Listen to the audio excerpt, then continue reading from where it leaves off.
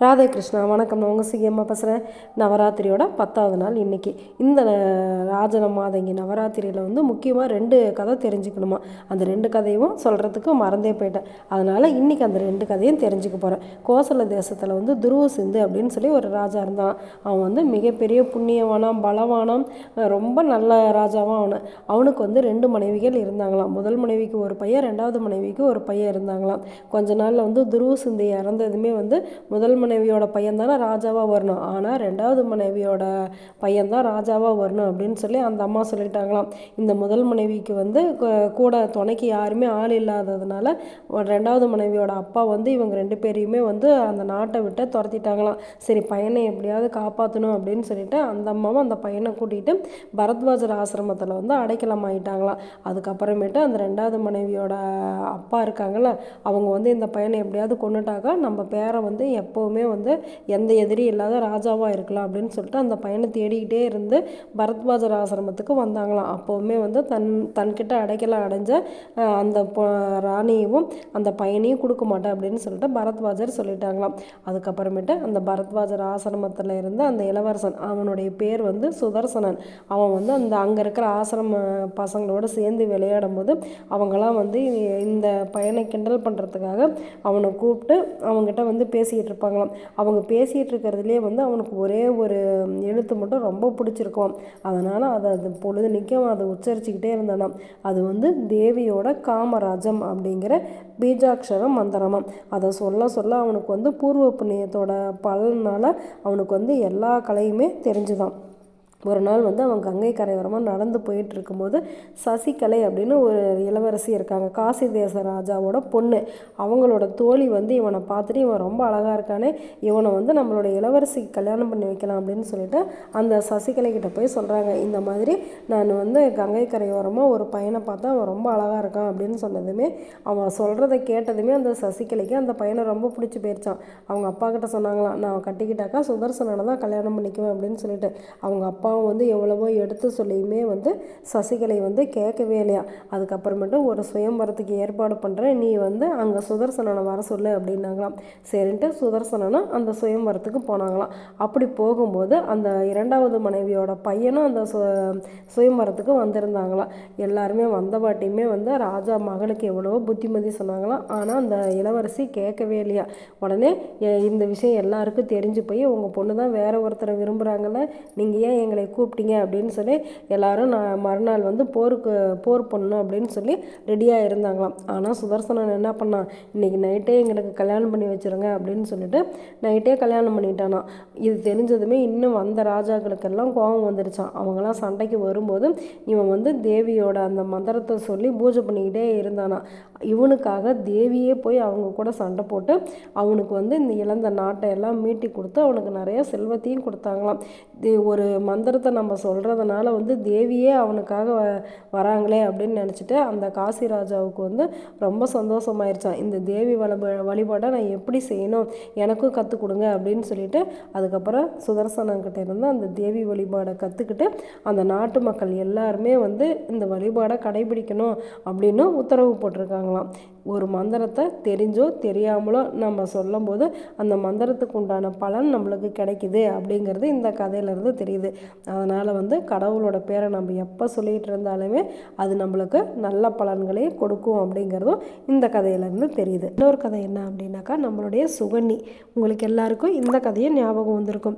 சுகன்னி அப்படிங்கிற ஒரு இளவரசி என்ன பண்ணாங்க, ஒரு தடவை காட்டுக்கு போகும்போது அங்கே ஒரு புற்று இருந்தது. அந்த புற்றில் 2 ஒளி தெரிஞ்சுக்கிட்டு இருந்தது. என்னடா புற்றில் ஒளி தெரியுது அப்படின்னு சொல்லிட்டு அவங்க ஒரு ஊசி எடுத்து அதை குத்தவுமே அதில் ரத்தம் வந்துருச்சு. என்ன அது ரத்தம் வருது அப்படின்னு சொல்லி பார்க்கவுமே அது ஒரு முனிவரோட கண்ணா. அந்த கண்ணிலேருந்து ரத்தம் வரதை பார்த்ததுமே இவங்களுக்கு ரொம்ப கஷ்டம் ஆயிடுச்சு. முனிவர் எங்கே நம்மளை சபிச்சிடுவாங்களோ அப்படின்னு சொல்லிட்டு உடனே என்ன பண்ணிட்டாங்க, அந்த முனிவரும் இனிமேல் நான் எப்படி தவம் இருப்பேன், எனக்கு யார் பார்த்துக்குவாங்க அப்படின்னு சொல்லி கேட்டதுமே அவங்க அப்பா கிட்ட சொல்லிட்டாங்களாம், இந்த முனிவரை நானே கல்யாணம் பண்ணிக்கிறேன் அப்படின்னு சொல்லிட்டு. உடனே அவங்க அப்பா ஒரு இளவரசியாக இருக்கிற என் பொண்ணை உடனே எப்படி வந்து அதுவும் ஒரு வயசான முனிவருக்கு கல்யாணம் பண்ணி கொடுக்கறது அப்படின்னு சொல்லிட்டு. ஆனாலும் அந்த சுகனி வந்து ரொம்ப பிடிவாதமாக நான் இவரை தான் கல்யாணம் பண்ணிக்குவேன் அப்படின்னு சொல்லிட்டு அந்த முனிவரை கல்யாணம் பண்ணிக்கிட்டு அவருக்கு தேவையான எல்லாத்தையுமே அவங்க செஞ்சாங்களாம். ஆனால் சுகனி வந்து ஆற்றல் நீராடிட்டு ஆசிரமத்துக்கு போகும்போது அங்கே வந்து 2 பேர் வந்தாங்களாம். அவங்க வந்து சூரியனுடைய பிள்ளைகள், அஸ்வினி குமாரர்கள் அப்படின்னு சொல்லி பேர். அவங்கள கும்பிட்டோம் அப்படின்னாக்கா நம்மளுக்கு வந்து எந்த விதமான நோய் நொடி இருந்தாலும் தீர்ந்துடுமா. அவங்க வந்து என்ன பண்ணிட்டாங்க, இந்த சுகனியை பார்த்துட்டு இவ்வளோ அழகாக இருக்கியே நீ யார் அப்படின்னு சொல்லி கேட்டிருக்காங்க.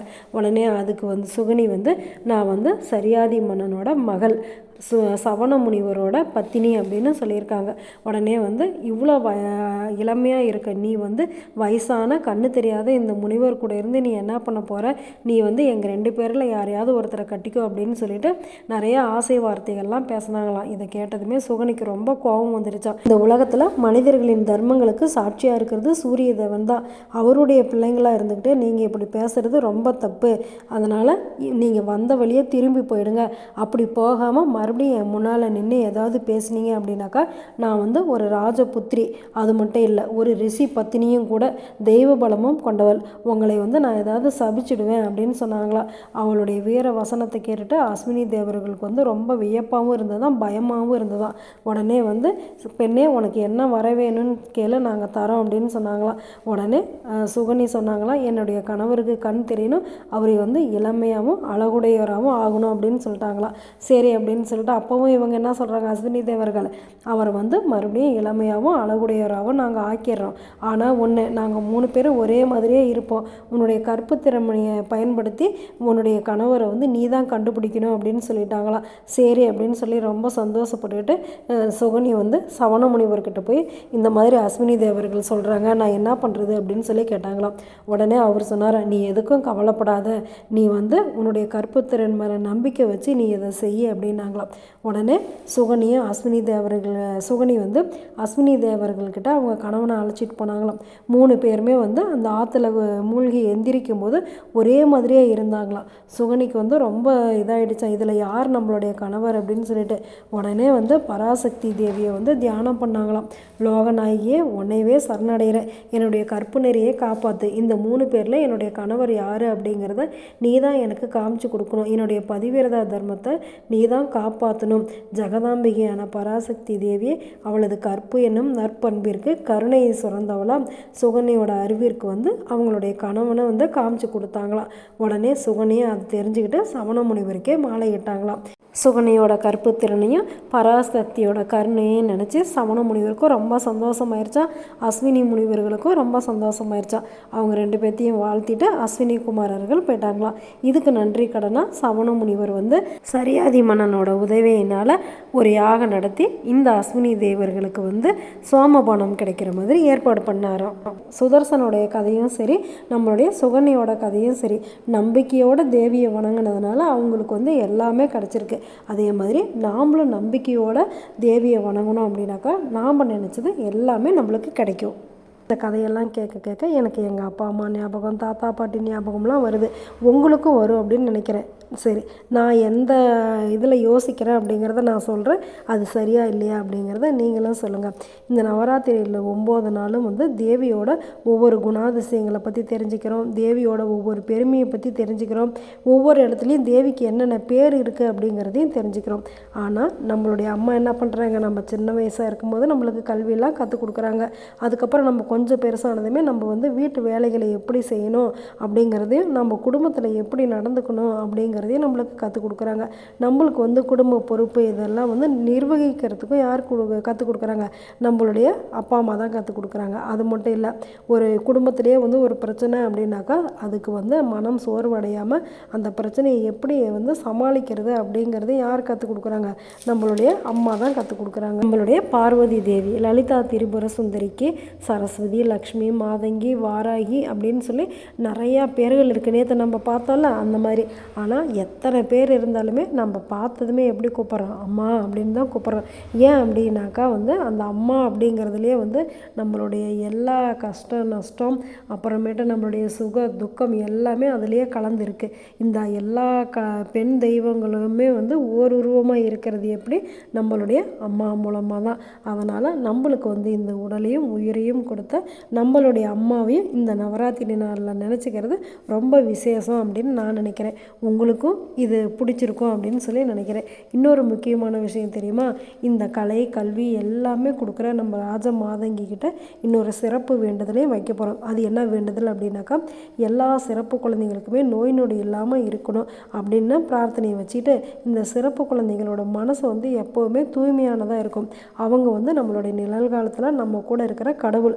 அந்த கடவுளை வந்து தங்களை குழந்தையாக பெற்ற சிறப்பு பெற்றோர்களுக்கும் வாழ்க்கையில் எந்த விதமான குறைகளும் இல்லாமல் செல்வ செழிப்போட தேக ஆரோக்கியத்தோடையும் அவங்க இருக்கணும் அப்படின்னு சொல்லிட்டு எல்லாம் வல்ல இந்த ராஜமாதங்கியை வேண்டிக்கிறேன். நீங்களும் கண்டிப்பாக எல்லா சிறப்பு குழந்தைகள் மட்டும் இல்லை, அந்த சிறப்பு குழந்தைகளை பார்த்துக்கிற பெற்றோர்களுக்குமே வந்து எப்போவுமே நல்லா இருக்கணும் அப்படிங்கிற வேண்டுதலை நீங்களும் வச்சுக்கிறீங்களா?